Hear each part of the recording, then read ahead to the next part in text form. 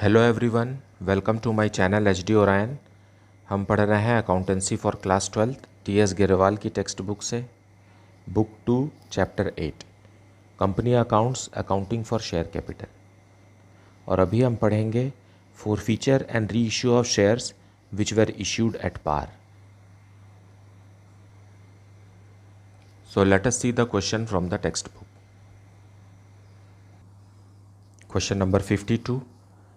The Hindustan Manufacturing Limited had a total subscribed capital of rupees 10 lakh in equity shares of rupees 10 each, which rupees 7.5 were called up.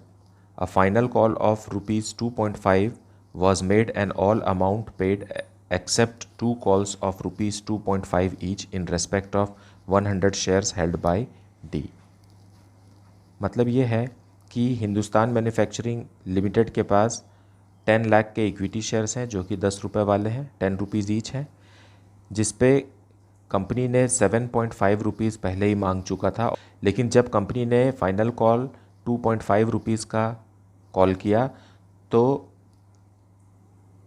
100 shares D के 100 shares पर final call का और इसके पहले वाला call का 2.5 rupees each नहीं मिला। These shares were forfeited and re issued at rupees 8 पर शेयर। तो कंपनी ने डी के पूरे 100 शेयर्स को फॉरफिट कर दिया और इसे 8 रुपीज़ पर शेयर पर री इशू किया। Pass necessary journal entries including that of cash to record the transactions of final call, forfeiture of shares and reissue of forfeited shares. Also prepare the balance sheet of the company. So हमें final call से ही बनाना शुरू करना है। यहाँ लिखा हुआ है कि to record the transactions of final call, forfeiture of shares and reissue of shares and also prepare balance sheet of the company. So let us see the solution. Now solution 52 in the books of Hindustan manufacturing limited journal entries. So company के पास 1 lakh equity shares हैं और company final call 2.5 rupees का कर रहा है, क्योंकि question हमको सेकेंड क्वेश्चन फाइनल कॉल से ही शुरू करना है। सॉल्यूशन क्वेश्चन में लिखा हुआ है, इसलिए हम फाइनल कॉल पहले ड्यू करेंगे फिर उसे रिसीव करेंगे। सो equity share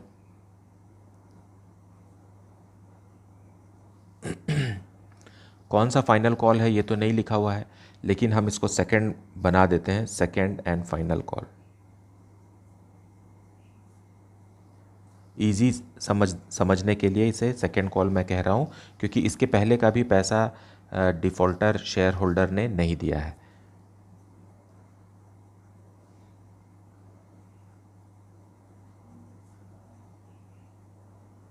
equity share capital, company के पास 1 लाख शेयर्स हैं और 2.5 रुपीज़ कंपनी पर शेयर मांग रही है, मतलब 2,50,000 rupees due. being final call due।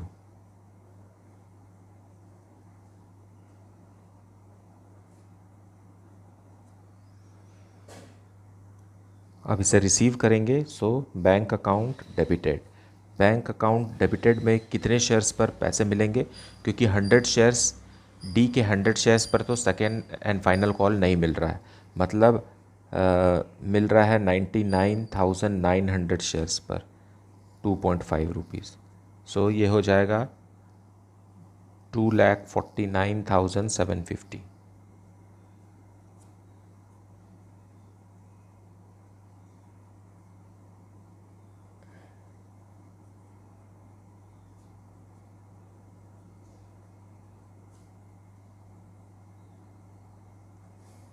being final call money received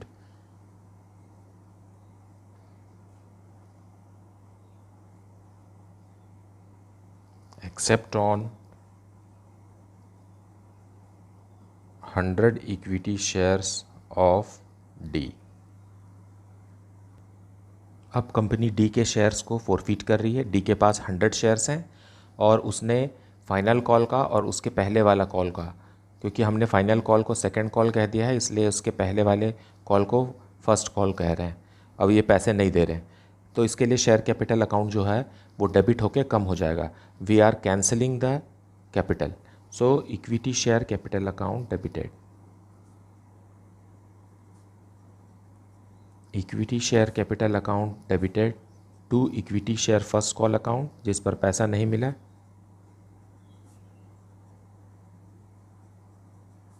to equity share second and final call,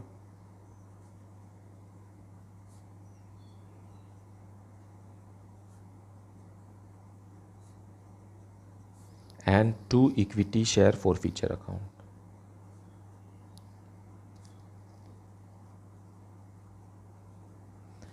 now 100 shares हैं और हर शेयर पर कंपनी 10 रुपीज़ मांग चुकी है, इसलिए पूरे के पूरे 10 रुपीज़ से शेयर कैपिटल क्लोज हो जाएगा। सो ये हो गया 1000। और फर्स्ट कॉल में 100 शेयर्स पर 2.5 रुपीज़ नहीं मिला, मतलब 250 रुपीज़ नहीं मिला। उसी तरीके से सेकेंड कॉल पर भी 100 शेयर्स पर 2.5 रुपीज़ नहीं मिला, मतलब 250 रुपीज़। तो कंपनी को कितना रुपए मिल गया और जो कंपनी ने फोरफीट कर लिया वो है 100 शेयर्स पर 5 रुपीज़ मिस्टर डी दे चुके थे और उसके हिसाब से 500 रुपीज़ कंपनी ने शेयर पर फोरफीट कर लिया। Being 100 shares of being 100 equity shares of the फोरफीटेड।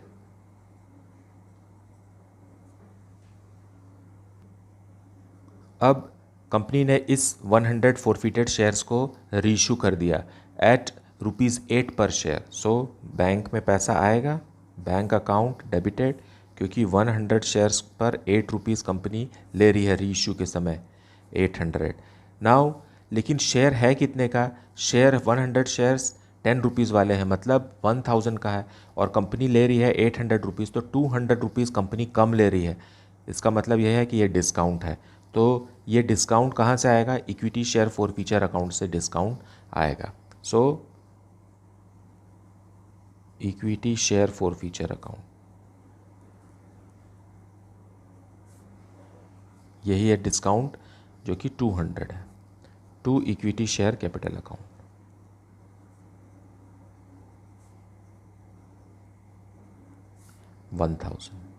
देखिए यहाँ 100 इंटू 10 रुपीज़ का शेयर है, कंपनी ने 100 इंटू 8 रुपीज़ कैश में ले लिया है और 100 इंटू 2 रुपीज़ कंपनी ने डिस्काउंट दिया है। बीइंग शेयर्स रीइश्यूड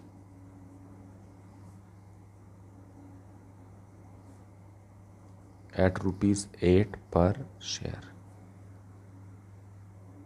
अब इतने काम में, मतलब फोरफीचर में और रीइशू करने में कंपनी को कुछ गेन होता है तो कंपनी उसे कैपिटल रिजर्व में ट्रांसफ़र करती है। यहाँ देखिए कंपनी ने फोरफीटेड शेयर्स पर 500 रुपीज़ फोरफीट किया। इसी 500 रुपीज़ में से 200 रुपीज़ कंपनी ने डिस्काउंट के रूप में रीइशू के समय दे दिया। अब फोरफीचर अकाउंट में कितना रुपये बच गया? 300 रुपीज़ बच गया और ये कैपिटल रिजर्व में ट्रांसफ़र हो जाएगा। So equity share forfeiture account debited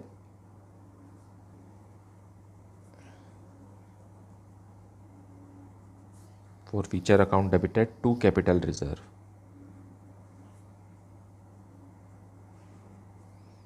being transferred to capital reserve।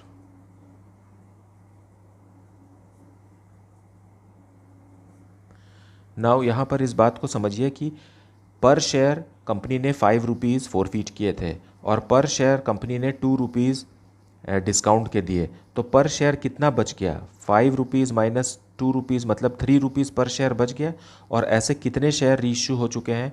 100 shares reissue हो चुके हैं। तो 3 रुपीज़ जो बचे हुए हैं वो उसी का 300 रुपीज़ हम यहाँ ट्रांसफ़र कर देंगे कैपिटल रिजर्व में। आप यहाँ डायरेक्ट भी माइनस कर सकते हैं क्योंकि 100% फोरफीटेड शेयर्स रीइशू हो चुके हैं। सो 500 में से 200 लेस करेंगे तो 300 रुपीज़ आ जाएगा। लेकिन एक अलग नज़रिए से भी अगर आप देखें तो पर शेयर 5 रुपीज़ फोरफीट हुआ था, उसमें से पर शेयर 2 रुपीज़ कंपनी ने यूटिलाइज़ कर लिया as a discount on reissue, तो पर शेयर 3 रुपीज़ बचा है। ये जो बचा रुपए है 3 रुपीज़ पर शेयर, इसे ही नंबर ऑफ शेयर्स रीइश्यूड के साथ मल्टीप्लाई करके कैपिटल रिजर्व में ट्रांसफ़र करना होता है। बैलेंस शीट बनाने से पहले हम बनाएंगे notes to account. So first है शेयर कैपिटल। शेयर कैपिटल में क्वेश्चन में लिखा है authorised capital.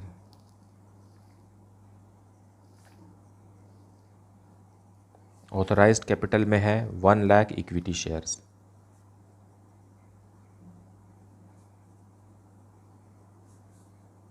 Of ₹10 each, so it is 10 lakh rupees. इसे ब्लॉक कर देंगे। ऑथराइज्ड कैपिटल को हमें बैलेंस शीट में नहीं दिखाना रहता है। फिर लिखेंगे इश्यूड कैपिटल। इश्यूड कैपिटल का मतलब होता है कि out of authorised capital company ने पब्लिक के पास कितने शेयर्स का ऑफर लेकर गया, तो पूरा का पूरा शेयर कंपनी ने इश्यू कर दिया है।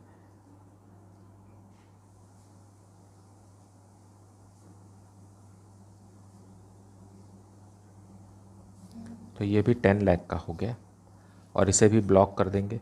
इसके बाद आता है सब्सक्राइब्ड कैपिटल। सब्सक्राइब्ड कैपिटल का मतलब है कि कंपनी ने ऑफ़र दिया था पब्लिक को 1 लाख इक्विटी शेयर खरीदने के लिए, और पब्लिक ने कितना खरीदा, तो पब्लिक ने तो पूरा खरीद लिया, और कंपनी ने पूरा पैसा मांग भी लिया, 10 रुपीज़ का पूरा 10 रुपीज़, और कंपनी को पूरा पैसा मिल भी गया, क्योंकि फोरफीट जो शेयर हुआ था वो फिर से रीइश्यू हो गया है। तो कंपनी के पास कोई भी एरियर्स नहीं है। So called up and paid up, subscribed capital में ही मैं बना देता हूँ called up and paid up. तो यहाँ भी आएगा 1 lakh equity shares,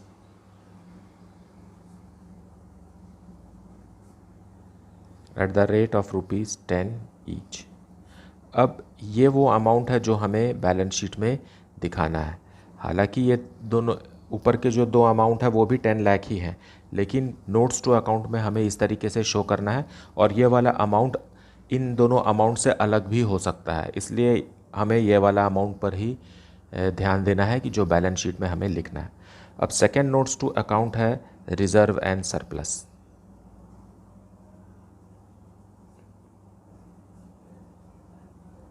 reserve and surplus में है कैपिटल रिजर्व। कैपिटल रिजर्व में 300 रुपीज़ हमने फॉरफीचर का ट्रांसफ़र किया है। अब थर्ड नोट्स टू अकाउंट है cash and cash equivalent. Cash and cash equivalent जो कि एक एसेट है, इसमें आएगा cash at bank. Cash at bank में अगर बैंक का सारा डेबिट बैलेंस दिख रहा है, अगर बैंक को गौर से देखें तो बैंक में कितने रुपए आ रहे हैं, 10 लाख 300। सो 10 lakh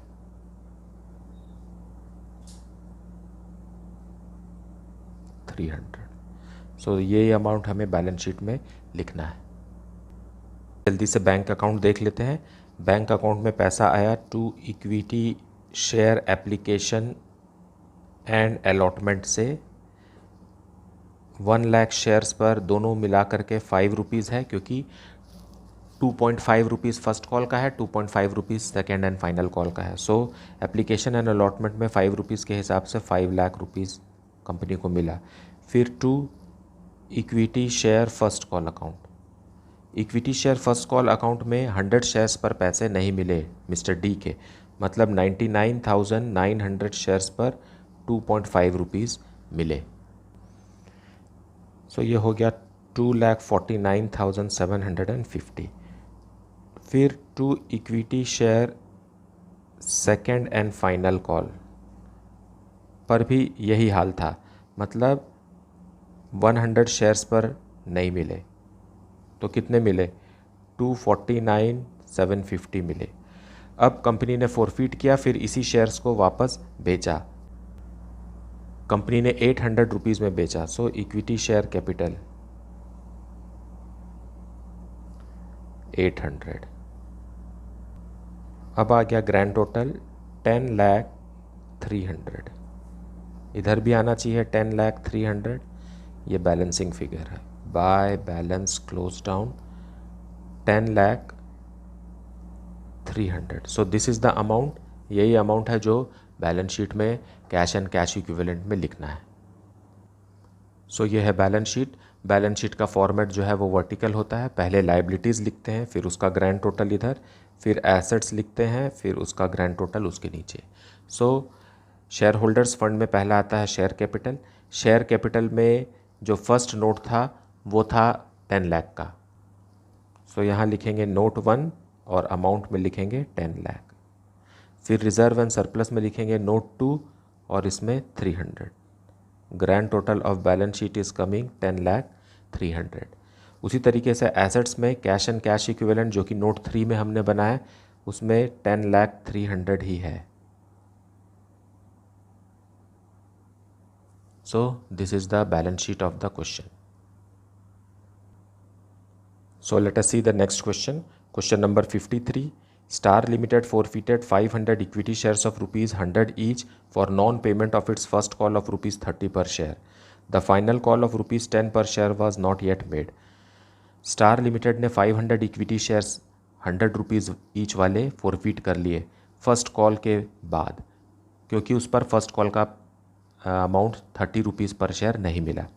final call of rupees 10 पर share was not yet made. तो कंपनी ने फाइनल कॉल तो किया नहीं है, मतलब अभी तक कंपनी ने सिर्फ 90 रुपीज़ पर शेयर इन्वेस्टर्स से मांगे हैं।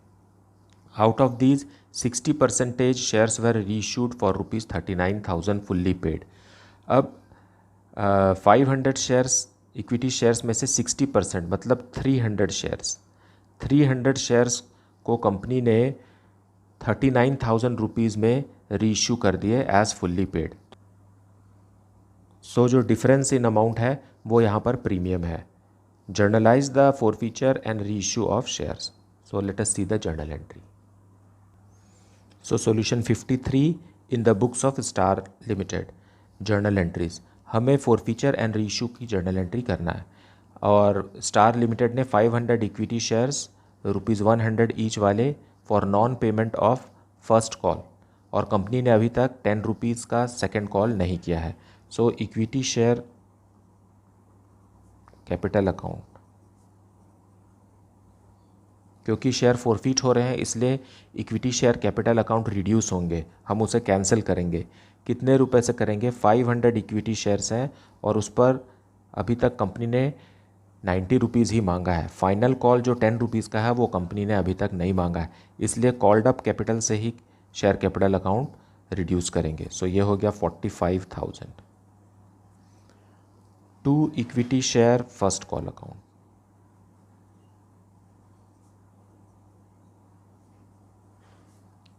$500 शेयर्स पर डिफ़ॉल्टर शेयर होल्डर ने 30 रुपीज़ नहीं दिए हैं, मतलब 15,000 रुपीज़ कंपनी को नहीं मिले, इसलिए डायरेक्टर्स ने डिसाइड किया कि ये शेयर को फॉरफिट कर लेना चाहिए। तो जो 30,000 रुपीज़ इसने दे दिए हैं, जो डिफरेंस है वो कंपनी ने फॉरफिट कर लिया। So to equity share forfeiture account.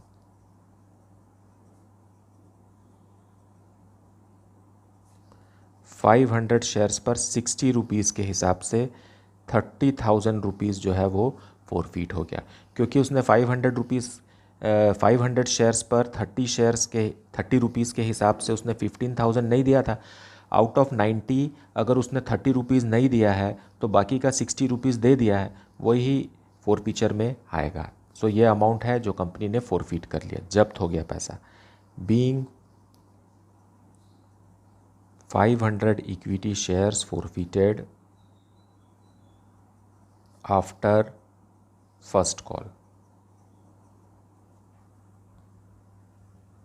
अब शेयर्स को रीइश्यू करेंगे। क्वेश्चन में कह रहा है 60% of the shares were reissued for rupees 39,000 as fully paid. So bank में कितना पैसा आएगा? बैंक में आ जाएगा 39,000, क्योंकि कंपनी ने शेयर्स को 39,000 रुपीज़ में बेच दिया। अब ये शेयर हैं कितने के? 60% शेयर, 500 फॉरफिटेड शेयर्स का 60% होगा 300 शेयर्स। सो यहाँ लिखेंगे हम to equity share capital account.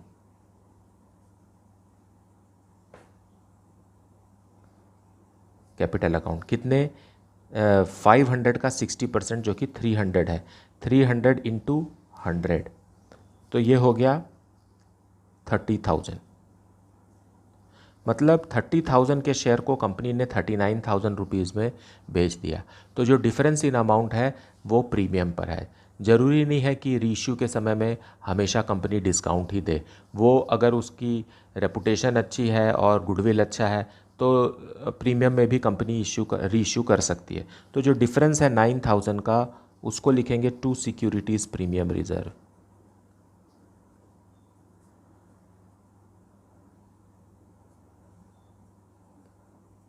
To securities premium reserve मतलब कंपनी ने रीइश्यू के समय में कोई भी डिस्काउंट नहीं दिया। तो ये जो पैसा है 30,000 रुपीज़ 500 शेयर्स पे, ये पैसा अभी 300 शेयर्स के इश्यू के समय में इसमें से कोई भी डिस्काउंट नहीं दिया गया। तो कैपिटल रिजर्व में ट्रांसफ़र करने के लिए हमारे पास पूरी रकम अवेलेबल है। Being 60% of forfeited shares reissued at premium,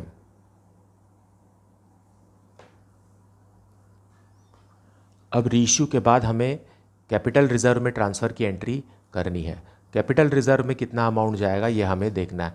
company ने फोरफिट कर लिया पर शेयर 60 रुपीज़, लेकिन रीइश्यू के समय तो इस 60 रुपीज़ में से कोई भी रकम अमाउंट यूज़ नहीं हुआ। इसका मतलब एंटायर 60 रुपीज़ कैपिटल रिजर्व में ट्रांसफ़र होगा। 60 rupees per share on shares reissued. So equity share forfeiture account debited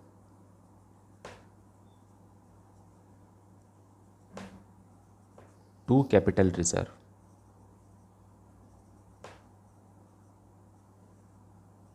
अब कंपनी ने 300 शेयर्स रीइश्यू किए हैं, तो 300 का बचा हुआ पैसा ही कैपिटल रिजर्व में जाएगा। 300 शेयर्स पर पूरा का पूरा 60 रुपीज़ बच गया, क्योंकि 60 रुपीज़ पर शेयर फोरफिट किया था, लेकिन 0 रुपीज़ डिस्काउंट दिया। तो as a result entire 60 rupees per share will go to capital reserve. तो कितने शेयर्स पर जाएगा, वो नंबर ऑफ शेयर्स रीइश्यूड पर ही जाएगा। So 18,000 will go to capital reserve, will be transferred, being transferred to capital reserve.